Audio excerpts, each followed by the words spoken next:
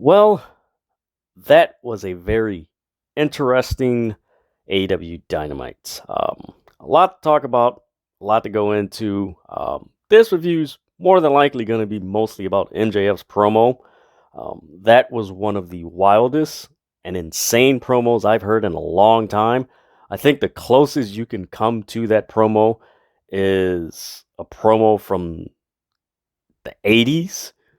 Um, I'm trying to think of which wrestler would have probably said something like that in the 80s. It's a vast amount of wrestlers that would say that because 80s wrestling promos were very wild. But this MJF promo, man, he managed to tell a story and explain how much of a scumbag and the depths he will go to not take accountability and to weasel his way out of an adverse situation.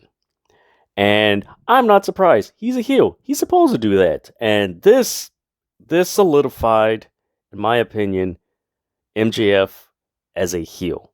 I'm not going to say 100% solidified, but this just, I think a better term is this just doubles down on all the praise that MJF gets as a heel. Like the story that he told, man, this was man, this was wild, man. This was so wild. He didn't get too graphic or anything. He did give a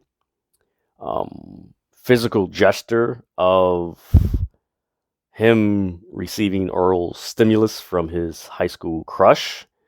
I'll just leave it at that. And yeah, he just explained the depths that he would go to and how he doesn't care what he has to do to get out of an adverse situation. He's going to do it. And this sets the stage of what MJF could potentially do in AEW as a heel.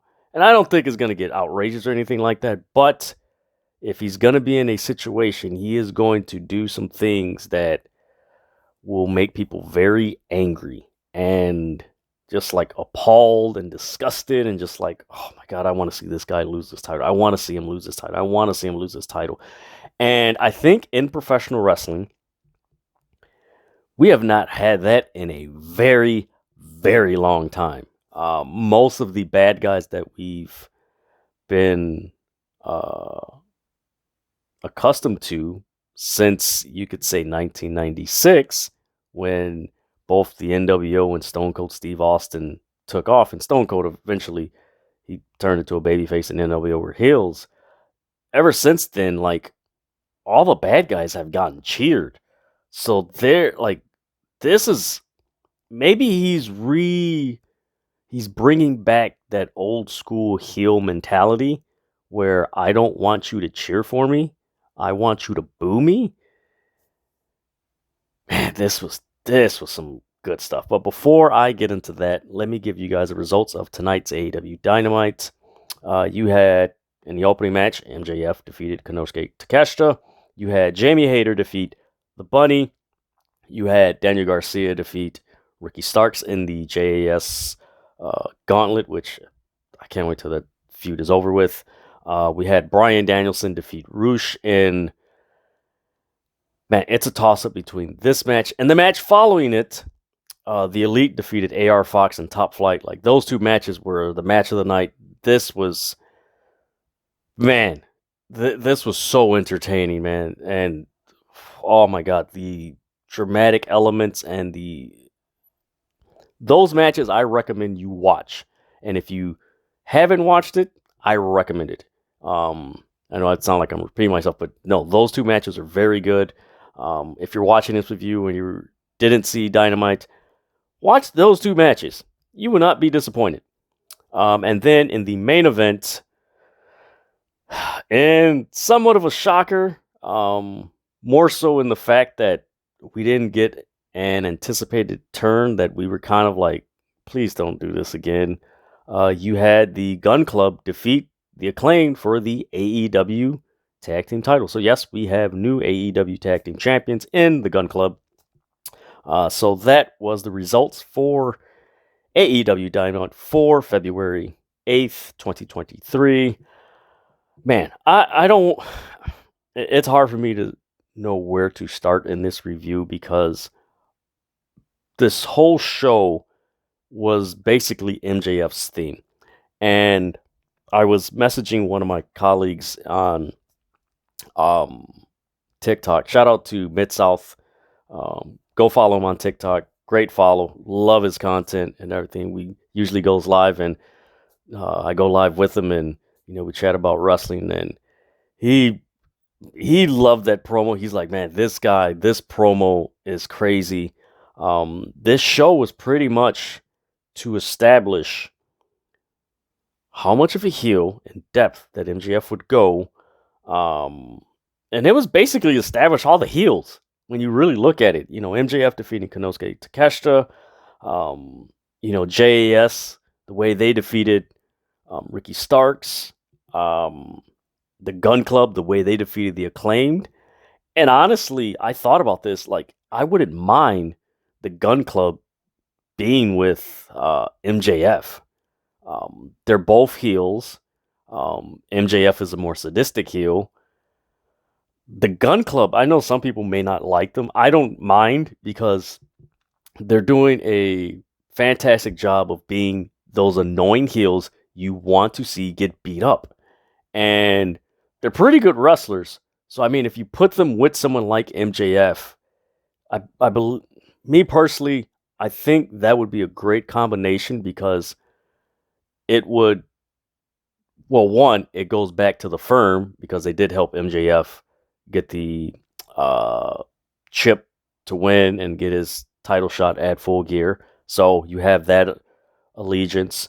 But I do think that would be a pretty cool allegiance. And also it would establish the Acclaimed and whoever is the next top guy to go after MJF in like a trios match. So that would be pretty cool. And the Gun Club are pretty solid as far as little quirks and mannerisms that they do and being sneaky and annoying. And MJF is kind of like that would be a pretty interesting combo. But let's get into this AEW Dynamite. I know you guys are probably like, man, this is wild. So the first match you had MJF and Konosuke Takeshita. So right off, Tony Schiavone, he called MJF a prick. You had a very, shout out to this El Paso, Texas crowd. They were rowdy throughout this show, man. This was a fun crowd. The crowd last week was really interesting. I'm not going to place it all on the crowd, but it was just a really weird crowd. But also, I think one thing we do when we see that a crowd isn't as energetic as the crowd the week before, or how crowds have been in a pattern for a wrestling promotion, whether it's WWE, AEW, and other promotions. I think one thing to consider, and I remember last week, like, it was just really frigid and like bitterly cold in most places. So you figure some fans, like last week, they're traveling in like freaking 9-10 degree weather to go to AEW. It's cold. Man, I want to watch good wrestling, but man, I don't want to get in my car. It's freezing. I got to park my car and all that. I think that's one thing that wrestling fans should think about when you think of crowds not reacting. So I did have that in mind. I was like, you know what? It's just one of those shows that usually happens once in a while. But man, this crowd was loud. You had the crowd chanting maxi pads at MJF. You had "Let's Go Maxwell," "Maxwell sucks" chants. They mentioned on commentary this was the first match in 2 months for MJF. But overall, man, this was a pretty solid match. I like the chemistry between Takeshita and MJF. MJF is so good. Like, his match with Darby Allin at Full Gear 2021 was a freaking masterpiece. That was a classic, and I would love for them to go back and revisit that.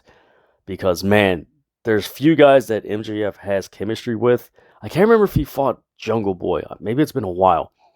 But man, putting MJF against a lot of these young guys, these pillars, man, it's so cool because it's almost like you're getting a preview of what potentially could happen in like 3 years, 2, 3 years. So it's like, okay, we're getting a preview. It's like, all right, cool, I like this. But man, you had This Is Awesome chance. There was a part in the match later on in the match where MJF did a powerbomb on his knee. That looked nasty. One, it looked nasty for Takeshita taking it because, like, damn, that's got to hurt. But then it looked nasty for MJF because, like, dude, your knee, like, man, he's a good seller, man. He sold his knee because before that, I believe he hit his knee on the floor without the knee pad or something like that. So he and slightly aggravated it. Then you had Takeshita executing a Blue Thunder bomb, which MJF kicked out of. Then you had a running knee kick out by MJF. Then you had Takeshita missing a senton, and then MJF put him in an armbar. Takeshita's trying to escape. Mind you, MJF has him in the middle of the ring. Takeshita taps. 1, 2, 3. MJF defeats Konosuke Takeshita. Then post-match, MJF puts his ring on, shoves the ref, then hits Takeshita with the ring.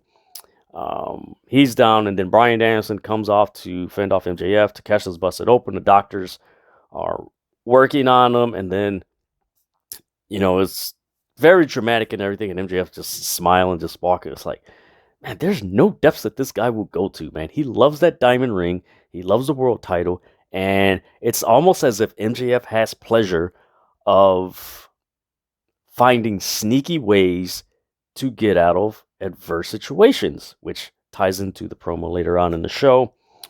Then you had a video package of Samoa Joe.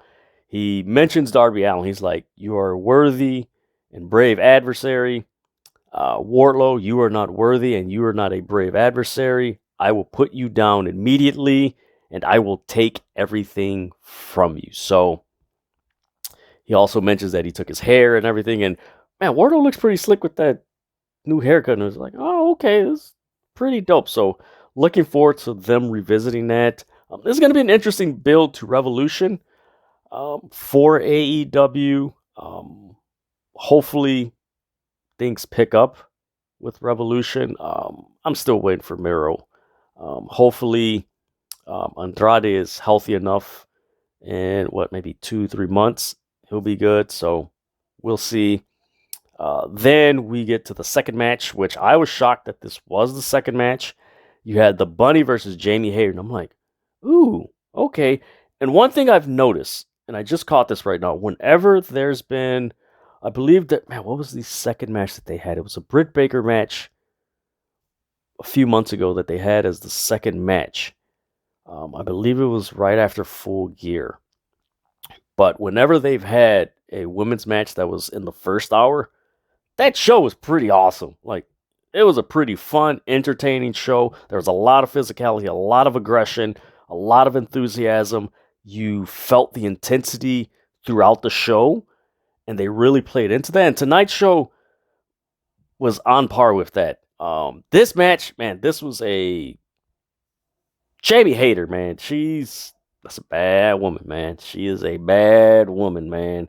The crowd loved her. She's always getting the loud crowd reaction, which she rightfully deserves because she is super over. Her matches do not disappoint, and this match did not disappoint. She started off with shoulder blocks.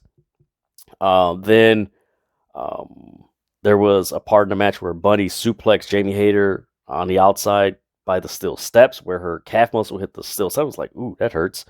Then you had Jamie Hayter doing a break. She ran Bunny into the ring apron. Then there was a part in the match where Britt Baker held up a sign, Haterade, and Penelope Port ripped it up.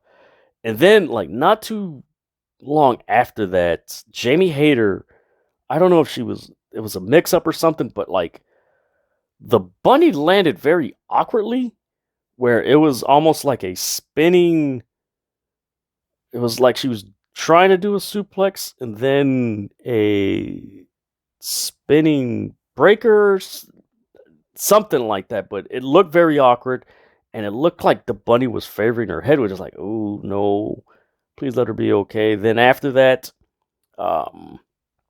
you had Jamie Hayter hit the ripcord lariat in the pin. So I hope there wasn't an injury because they went. It looked like it was supposed to go a little bit longer, but maybe they cut it short because maybe, hopefully the bunny's okay and everything. But Jamie Hayter wins. Then they go to a backstage interview with Saraya and Toni Storm. So Saraya and Toni Storm, they're talking, and they call Leva Bates in, and they're like, "Oh wow!" And they push. I believe it was Renee Paquette in the back. They push her aside, like, no. And then Toni Storm just hits Leva Bates, and then they get a can of spray cane and put an L, and Toni Storm and Saraya are very good heels because they are so condescending to the AEW women's roster and those that haven't worked outside of AEW. They keep instilling that they're inferior. They don't know what they're doing. They haven't experienced what we've experienced. It does feel like, not to the full extent, but to some extent, like the Outsiders, Hall and Nash. Granted, you didn't have, I signed, or this or that, but almost similar to where they're just condescending to these outsiders, and I don't know. It feels like we could be seeing more people being added to this outsiders group in AEW with Saraya and Toni Storm. Who else could be joining, and from what promotion could they be joining? For me, this is one of my favorite storylines in AEW, and in all of wrestling. Like, this is a very good storyline that keeps getting momentum, keeps adding intrigue to it. It adds a little here, it adds a little there. They're not rushing and throwing all this stuff together. The matches complement the backstage segments that we're getting in the interviews. So there's a continuity with that aspect, which we really didn't get too much of early on in AEW when it started. I'm intrigued where this goes. I really want to see who else shows up and joins them. I want to know if Ruby Soho is going to join them, which that's going to be interesting. I like this. This is fun. So let's get into this backstage interview with MJF. He was interviewed by Lexi Nair. Oh boy. So he mentions, Takeshita, you're no match with me. And he mentions to Bryan Danielson, you don't know what you're made of until you are faced with adversity. So then he goes into this story about a speeding. He got all these speeding tickets with his blue Camaro. He was 1 point away from getting his license revoked. Then he came across his high school crush, and he describes how beautiful she was. Her, gives a description of her and everything and what she meant. He mentions that while he was driving his blue Camaro, he was distracted because she was, she was helping him out drive early. I'll just leave it at that. And he mentions that at 90 miles an hour, they hit a telephone pole. They hydroplane hit a telephone pole, and he checked to, she was bleeding. He checked to see if he put his finger by her nose. He's like, thank God she was breathing. And he's like, Bryan Anderson, you know what I did? Before the cops could come, and I heard the cops coming, I switched her lifeless body in the driver's seat, so when the cops came, I wouldn't be the one driving. That's the person I am, Bryan Danielson. Holy crap. That is some very vindictive, sadistic thing to say and do. Um, when he said this, I was like, whoa. Like, this MJF promo probably is one of his best promos he's ever given in AEW. And I'm sorry, this just doubled down on how much of a heel MJF is, how much he's willing to do anything to get out of any adversity he's faced with. Um, yeah, this story about his high school crush and switching places so the cops don't know that it's him driving, like, that's the depth that MJF will go to, like I said, not face any adversity. And to some extent, win at all cost. Um, man, I am intrigued to see where else MJF goes throughout this year.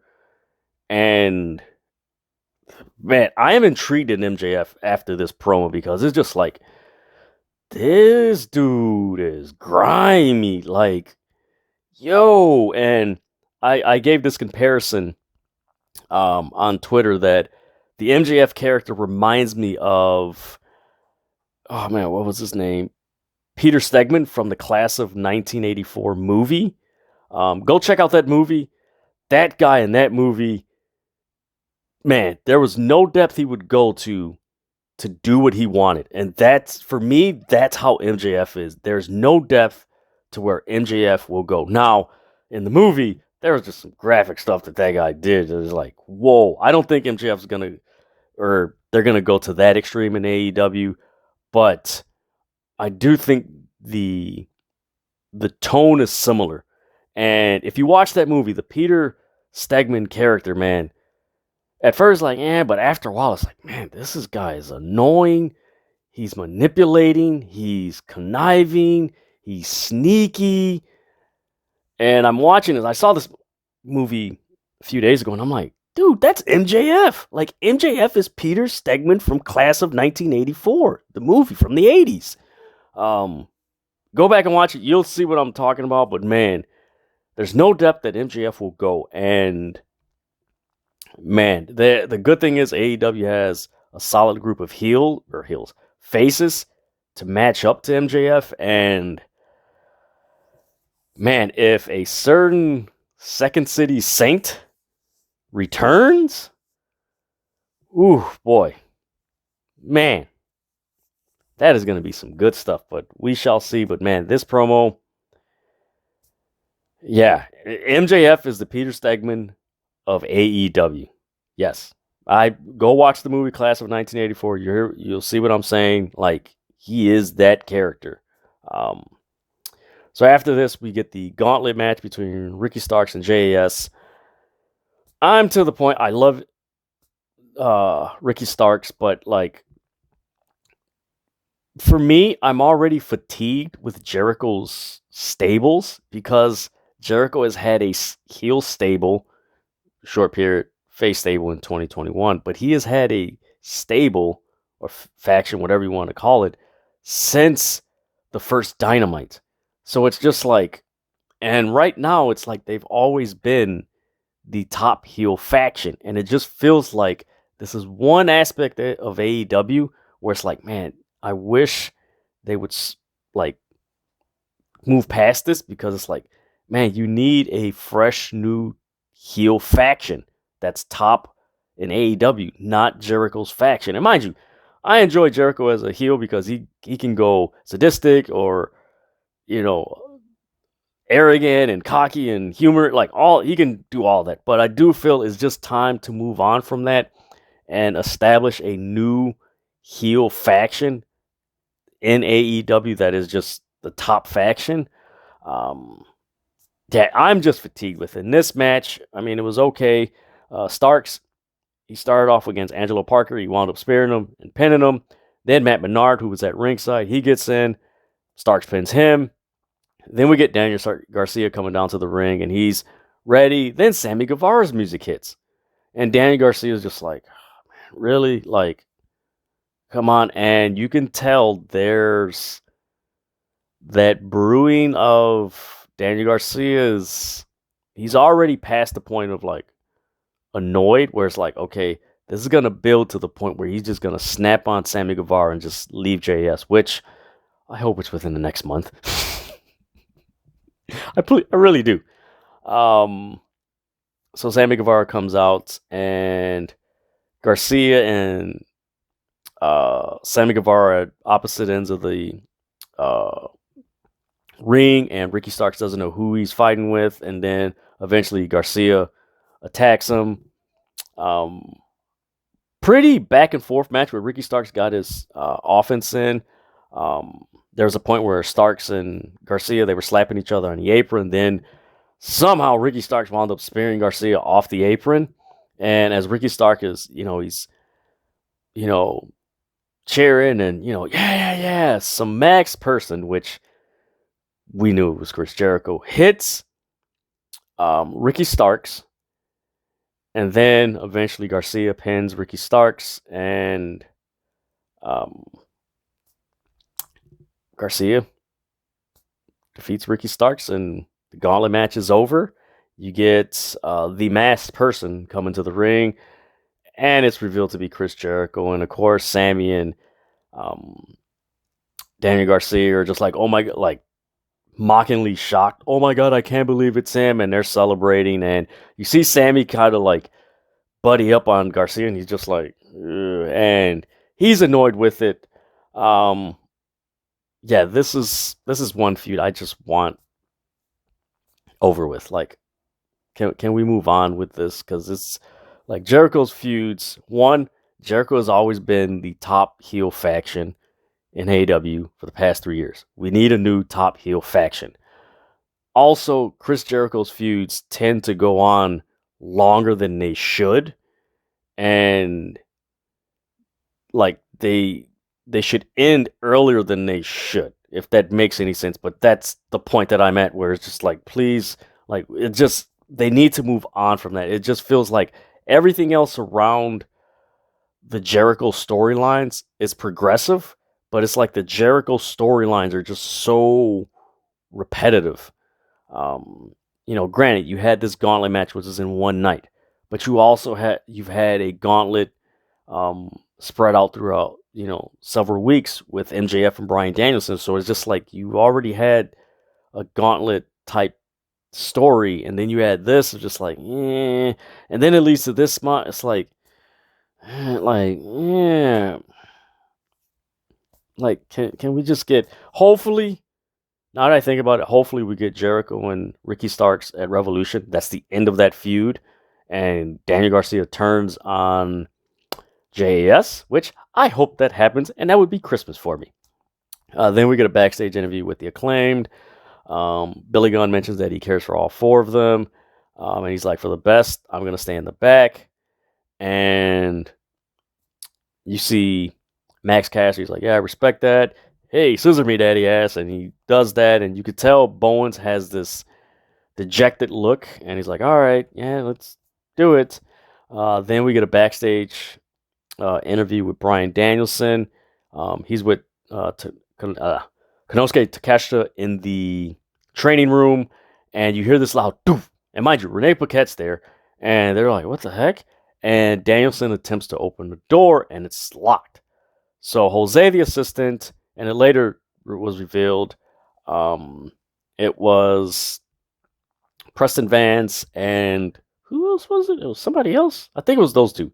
They locked the door, and they're trying to get out. They're like, oh, crap.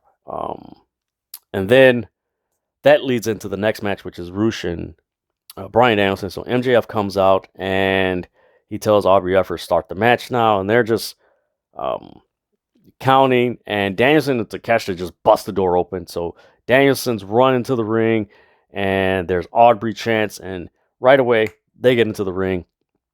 This was a fantastic match. Rush, very physical. Right away, he attacked Bryan Danielson. MJF, he was on commentary. He was insulting Excalibur and Tony Schiavone. You had Rush. He rammed Bryan Danielson into the barricade on the outside. That led to Danielson being busted open, which that's a common theme in AEW. if somebody's in a stipulation match, more than likely they're going to bleed.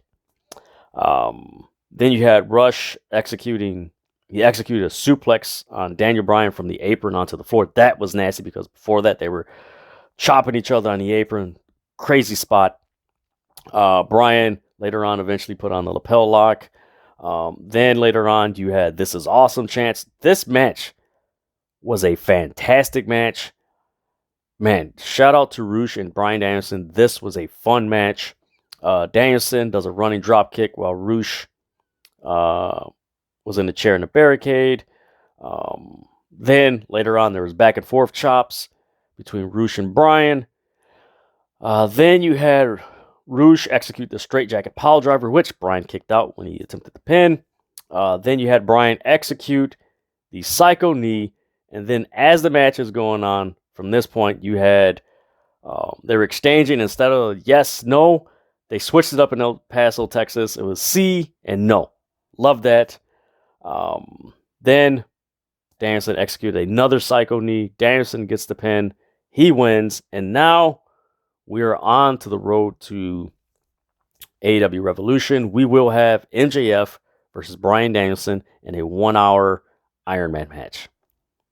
That's going to be good. What depths will MJF go to?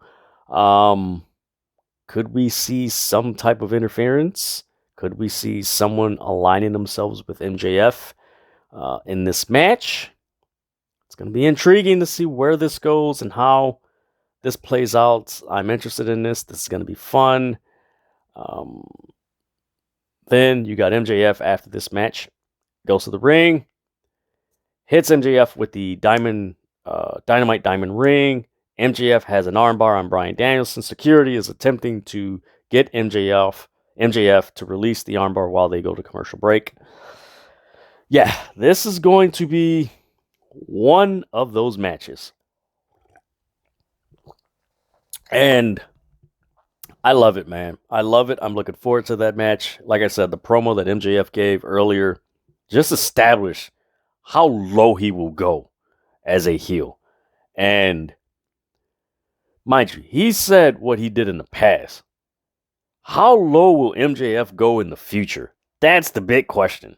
And I'm all for this match with MJF and Bryan Danielson. I know people criticize MJF. He doesn't wrestle a lot. But if you go back and watch his match against Darby Allin at Full Gear 2021, that is going to be a great match between MJF and Bryan Danielson, man.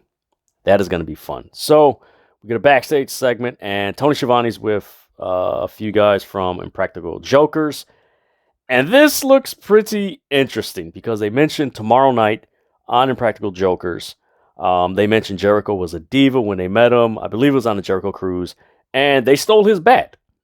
And one of the guys mentioned, possession is 9/10 of the law. And tomorrow night on Practical Jokers, let's see if Jericho wants to retrieve his bat. Ball's in your court, Chris Jericho. So nice tie-in to one of the most popular shows on Warner Media. Excuse me, guys. Kind of tilted my camera a little bit. Forgive me, guys. Pretty cool tie-in. Of course, we know that Impractical Jokers is, like I said, one of the most popular shows on Warner Media, on True TV. It's got a fan base, so that's a pretty cool way to... All right, there we go. Introduce that. I might actually watch that tomorrow. That might be pretty cool. Then we get the fifth match, Top Flight versus AR Fox and the Elite. I can't go over in detail the stuff that these guys did in this match, but this was a clinic. This was entertaining. This was a classic. And I hope out of this we do get an AR Fox versus Kenny Omega match, because AR Fox just fit fluidly with the Young Bucks and Kenny Omega, man. Like, this was a work of art with these guys. The counters, the dragon suplexes, the nosedive, the senton bombs, the triple threat advantage with the Elite on Darius, like all three members. The cutters that AR Fox was executing in this match was freaking outstanding. like I'm looking at my notes right here, and like I just after a while, I'm just like, you know what, I can't do this because this match, like I said, this was fast and athletic. The crowd was behind this match. Um, there was a many a times where this crowd started chanting, "This is awesome!" chants throughout this match, and how do I explain this? This match was so good that it got to the point where you believed that AR Fox and Top Flight were going to upset the Elite and win the trios titles. And many times it came close, like, ooh, it really got the crowd, and it didn't happen. Um, Maybe this should have main evented tonight. Of course, they were going for the story at the end. We'll get into that, but man, go back and watch this match. This was a fantastic. I do hope we get the House of Black against the Elite soon. I hope we get the House of Black versus AR Fox and Top Flight soon because, man, Top Flight and AR Fox, man, that is a nice trio. And man, this was a fun match. This was a match that if you've been watching AEW Dynamite since it started, you're accustomed to seeing, where it's just boom, boom, boom, boom, boom. Oh my God, what? Oh wow, whoa, wait, yo, oh wait, 1, 2, oh man, oh wait, 1, 2, wait, oh wait, oh man, oh my God, he's got to be injured. No, like this was that match, man, and I enjoyed it, and man, it's good to see Top Flight back. I'm glad that Darius is healthy and he's with his brother and they're getting in the swing of things. I think it's really cool that they put AR Fox with them so it doesn't put so much, I don't want to say pressure, but so much on Darius as far as being in a tag team match where, if you're in a tag team match, you're pretty much doing half the moves, but you're a lot of physicality. And with him coming back, it takes away from him doing so much in a match, which it's like, you know what? That's cool. Let him get in the swing of things and everything. And man, this was a fun match. For me, I enjoyed this, man. This match and the Danielson versus Roosh match. Those two were the match of the night. Like, I can't put one or the other, but this was like, if you're a Bryan Danielson fan, you would love that match against Roosh. If you're an Elite fan, you would love that match. If you are an AR Fox fan, which you've probably seen him on the indies, this was your match. Like these two matches were great. And what's crazy, they were back to back. Like that was good, man. That was really good. We get a video of Hook hyping up, his recent win streak. Then we get backstage interview with Stokely Hathaway. He's talking crap about Hook. It's Hook's fault, and Hook walks behind Stokely and he twists his arm. I couldn't hear what he said. I can't remember what the hell he said. Comment below if you remember what freaking Hook said. And then Hook releases and Stokely's like, get medical. And I believe it was next thing there. She goes and gets medical, and then they go to commercial. We come back. So on AEW Rampage this Friday, we're going to hear from Mark Briscoe. He's going to be there, so that's good. Look forward to seeing what's next for him, and again, hope that him and his family are, on the up and up. It's been a challenging month or so, and just hope they're in, on that process of healing and everything, and hope he's doing well. Yeah, man, hope he's doing well. It's gonna be good to see him on TV, and man, him and his brothers, I loved them in Ring of Honor, and man, just looking forward to what's next for him and how he's just gonna be himself and entertain us. So I'm looking forward to that on this Friday's Rampage. So we're gonna get Marina Shafir versus Ruby Soho. We're gonna get Kit Sabian and the Butcher and Blade versus the Blackpool Combat Club and Jon Moxley, Yuta, and Claudio. Jungle Boy's gonna be in action, so that looks like a pretty solid AEW Rampage, man. I'm definitely going to check it out like always. But I like AEW Rampage lately. Last week was But for the most part, ever since Full Gear, like most of the AEW Rampages have been a solid complementary alternative to if you're watching SmackDown prior to it. You know, SmackDown's 2 hours and like, oh man, Rampage is on. Let me check it out. Like it's a solid complementary alternative, man. I love it. I love it because it's like, all right, I like what WWE does, and then it's like, boom, like what AEW does. So I'm, as a fan of both, all right, cool. I get the best of both worlds. All right, cool. So then we get to the main event, the Acclaimed versus the Gun Club. Max Caster comes out. He raps in Spanish. Max and Colton start the match off. The turning point in this match is when Bowens accidentally hits the ref. And man, did he hit that ref, because that ref just, that was the first time I seen Stephon Smith, the referee, take a bump that, like, physical. Like, doo, doo, doo. Usually it's boom, and he drops.